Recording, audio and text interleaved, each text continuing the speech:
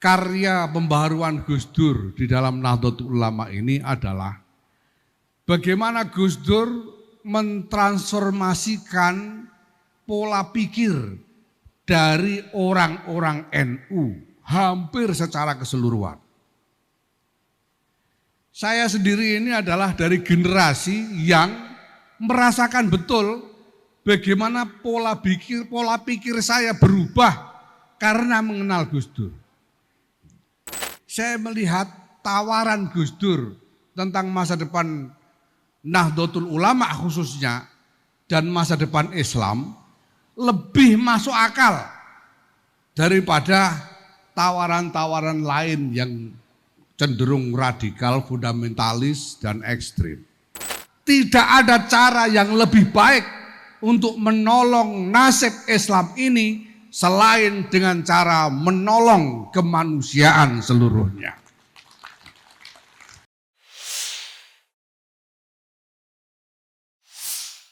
Assalamualaikum warahmatullahi wabarakatuh.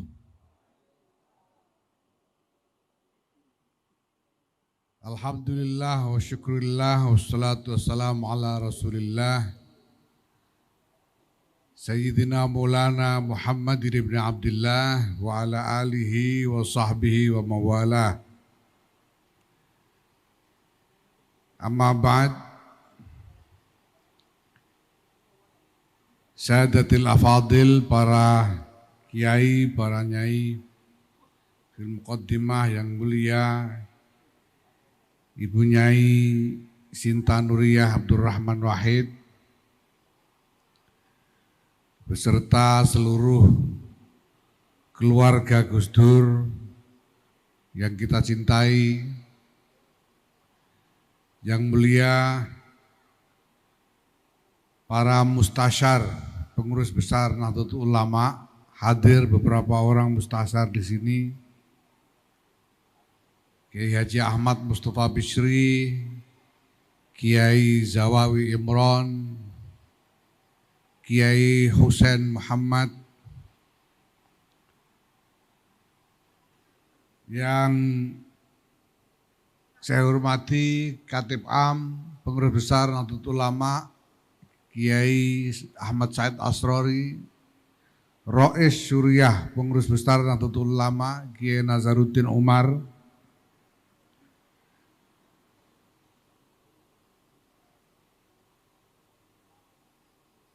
yang saya hormati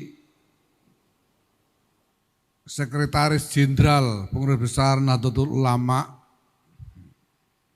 yang ini sudah agak kiai, Saifullah Yusuf,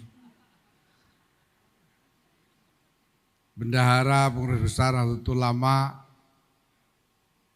Saudara Gutvan Arif dan jajaran PBNU yang hadir lainnya, Gus Kikin, Ketua-ketua Tanfidiyah Pengurus Besar Nahdlatul Ulama, Kiai Abdul Hakim Mahfud, Nyai Alisa Bulkonah Wahid,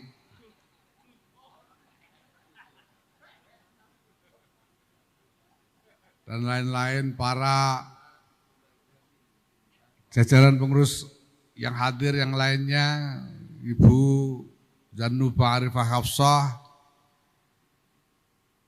Pak Azwar Anas, Pak Ulil Absar Abdallah, dan lain-lain.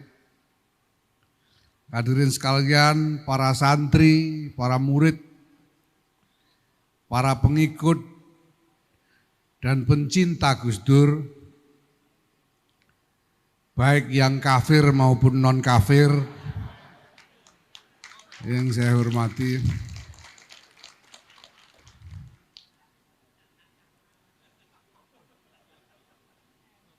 Alhamdulillah,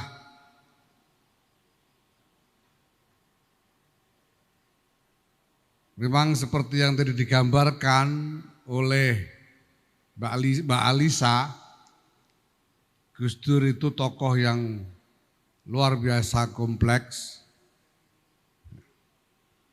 ya politisi, ya intelektual, ya kiai, ya budayawan, ya komentator sepak bola dan lain sebagainya. Di NU itu kalau ada tokoh besar dengan legacy, dengan warisan kompleks, warisan yang beragam, yang raksasa, itu biasanya lalu secara gampang saja dipercaya sebagai waliullah. Jadi kiai-kiai NU dulu itu ya bukan hanya wali songo, banyak kiai-kiai NU yang diyakini sebagai waliullah karena warisan-warisan besar yang dapat dianggap berskala peradaban. Kiai-kiai seperti Syekhona Muhammad Khalil Bangkalan, Hadratus Syekh Kiai Muhammad Hashim Asy'ari, Kiai Abdul Wahab Hasbullah, dan seterusnya sampai ke generasi Kiai Abdul Hamid Pasuruan, Kiai Ali Maksum Krapyak, dan lain sebagainya. Saya masih teringat bagaimana rasanya hidup sebagai remaja di zaman saya dulu, waktu saya remaja. Waktu itu rasanya sulit mencari kiai yang bukan wali. Tengok kanan, tengok kiri, ini kiai kok wali semua rasanya. Nah sekarang bergerak ke zaman ini, saya tengok kanan, tengok kiri kok susah nyari kiai yang wali hari ini, entah kenapa. Saya pribadi hakul yakin bahwa Gus Dur itu waliullah. Hakul yakin. Karena dua alasan. Pertama karena alasan pribadi. Dan kedua karena alasan sosiologis.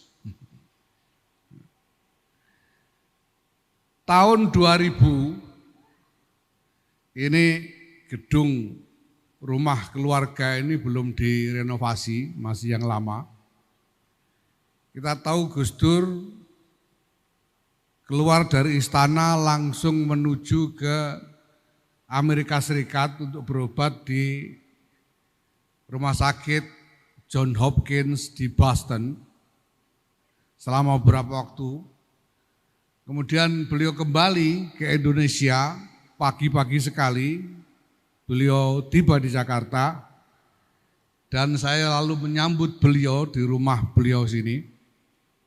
Waktu itu masih sangat pagi, sekitar jam 6:30, sehingga belum ada orang lain yang datang ke sini. Jadi saya hanya berdua dengan Gus Dur di ruang tamu rumah ini. Setelah ngobrol sebentar, lalu Gus Dur mengajak masuk kamar. Go mlebet kamar, go kulon jenengan wangi salin, bahasa Jawa beliau. Mari masuk kamar, tolong bantu saya ganti pakaian. Maka saya mengikuti beliau masuk kamar.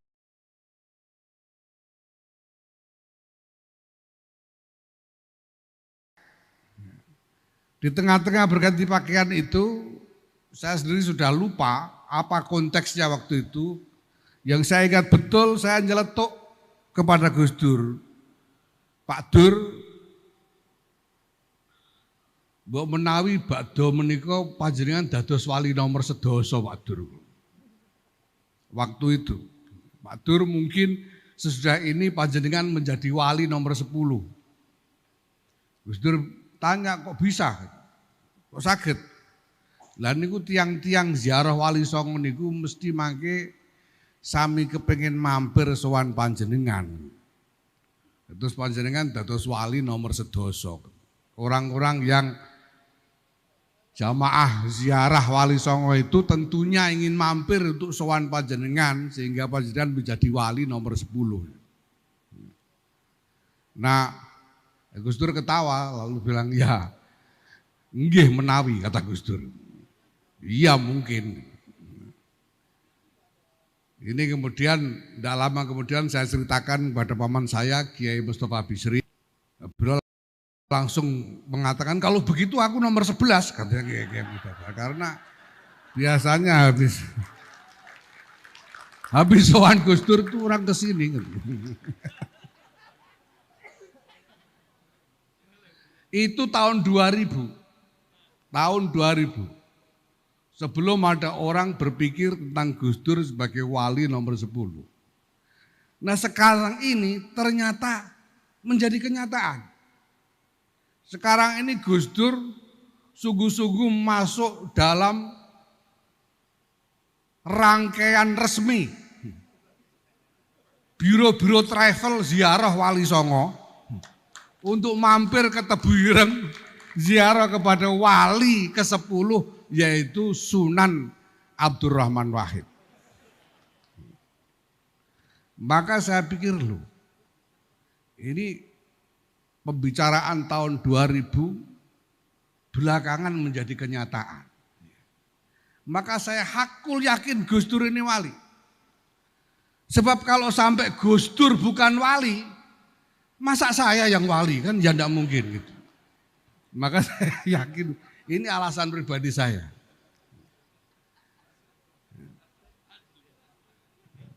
Maka ya pasti Gus Dur yang wali lah, masa saya kan gitu. Nah, alasan sosiologisnya adalah bahwa saya melihat kalau di dalam hall ini ditetapkan tema Gus Dur dan pembaharuan Nahdlatul Ulama. Saya melihat yang paling mencolok dan justru paling monumental dari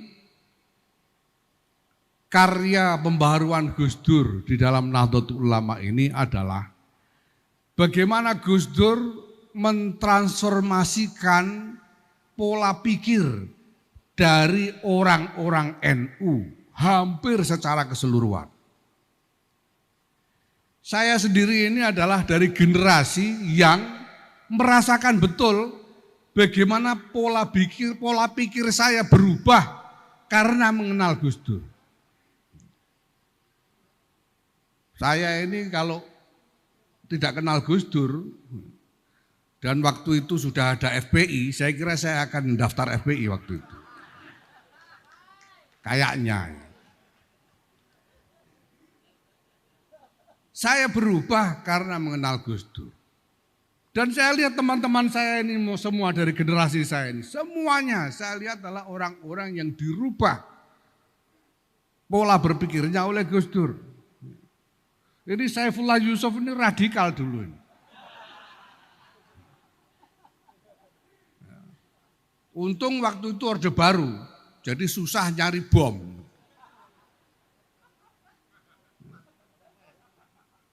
Ini ada mana Kiai Ulil Absar Abdallah ini Masya Allah ini.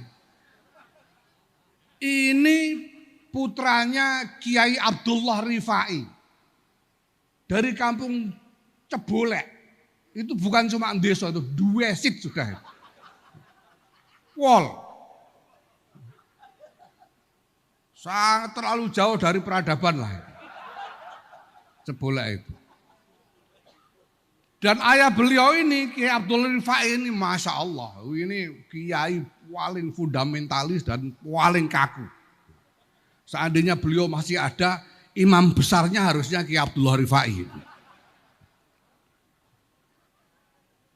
Lah kok Gus Ulil kok jadi begini itu loh. Jadi intelektual kosmopolitan kayak begini ini kenapa?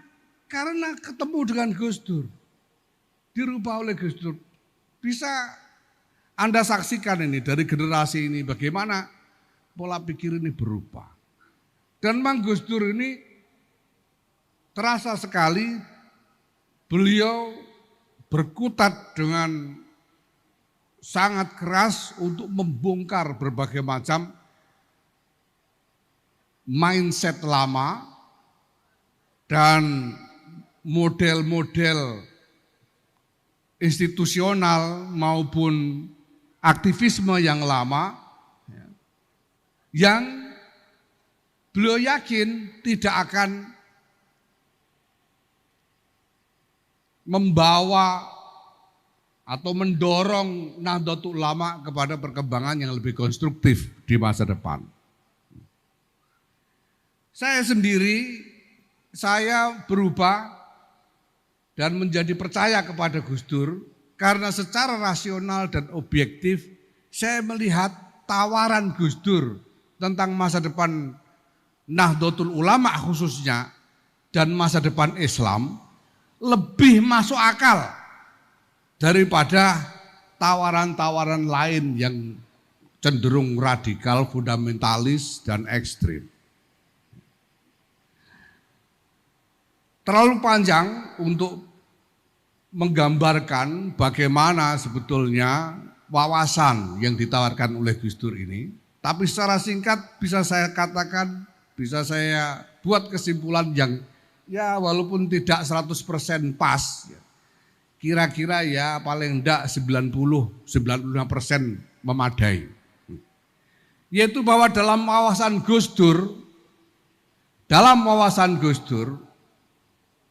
jadi hadirin sekalian yang saya hormati, tahun 70-an, 80-an itu adalah masa-masa di mana generasi Islam pada waktu itu merasakan tekanan kultural, tekanan politik, dan tekanan ekonomi yang luar biasa di mana-mana. Di Indonesia secara domestik jelas di tengah-tengah konteks Orde Baru dan juga secara global berhadapan dengan tekanan dari Barat. Pada waktu itu mulai bermunculan gerakan-gerakan radikal yang pokoknya mau melawan habis segala tekanan itu dengan resiko apapun, dengan pengorbanan apapun, termasuk dengan mengorbankan nyawa secara besar-besaran. Tapi Gus Dur memberi tawaran baru, yaitu bahwa Islam ini, nasib Islam ini, tidak ada cara yang lebih baik untuk menolong nasib Islam ini selain dengan cara menolong kemanusiaan seluruhnya. Dan apabila kita lihat realitas peradaban di mana kita hidup saat ini, maka wawasan ini sungguh adalah wawasan yang jauh lebih realistis daripada jalan yang ditempuh oleh pihak-pihak lain. Yang sekarang ingin kita lakukan, maka saya sejak kemarin mengangkat kredo menghidupkan Gus Dur karena saya melihat bahwa ada pekerjaan-pekerjaan yang masih harus dilakukan untuk memperjuangkan terwujudnya visi-visi Gus Dur ini. Yaitu bahwa kita sekarang memerlukan upaya untuk membangun pertama-tama Nahdlatul Ulama secara keorganisasian untuk bisa menemukan konstruksi organisasi yang koheren. Sehingga dengan demikian Nahdlatul Ulama akan lebih mampu bergerak sebagai kekuatan strategis yang bisa ikut menentukan nasib bukan hanya Indonesia tapi juga peradaban dunia, insya Allah. Nah, bagaimana caranya menghidupkan Gus Dur ini? Ya kalau saya sendirian ya mohon maaf, angkat tangan saya. Tidak mungkin bisa. Tapi seperti saya katakan tadi, saya punya pasukan satu generasi penuh murid-murid, pengikut-pengikut Gus Dur yang siap dengan sepenuh hati ikut berjuang untuk mewujudkan cita-cita Gus Dur. Mereka inilah yang akan saya ajak bersama-sama seperti yang bisa dilihat oleh semua orang sekarang ini di PBNU untuk bekerja bersama mengupayakan sekuat kita bisa agar melengkapi elemen-elemen yang masih diperlukan di dalam perjuangan mewujudkan cita-cita Gus Dur itu. Bapak Ibu sekalian yang saya hormati, malam peringatan Hol ini adalah saat yang tepat bagi kita untuk mengenang Gus Dur, untuk ngalap berkah, bertabarruk untuk mengharapkan berkah dari karomah Gus Dur, tapi juga lebih dari itu untuk merenung lebih jauh tentang tugas-tugas besar yang ada di depan kita jika kita memang sungguh ingin ikut menyumbang perjuangan bagi cita-cita Gus Dur. Mudah-mudahan ini semua menjadi ikhtiar-ikhtiar yang diridhoi oleh Allah Subhanahu wa taala dan semua maksud baiknya dikaruniai capaian-capaian yang nyata. Amin. Allahumma amin. Wallahul muwaffiq ila aqwamit thoriq. Wassalamualaikum warahmatullahi wabarakatuh.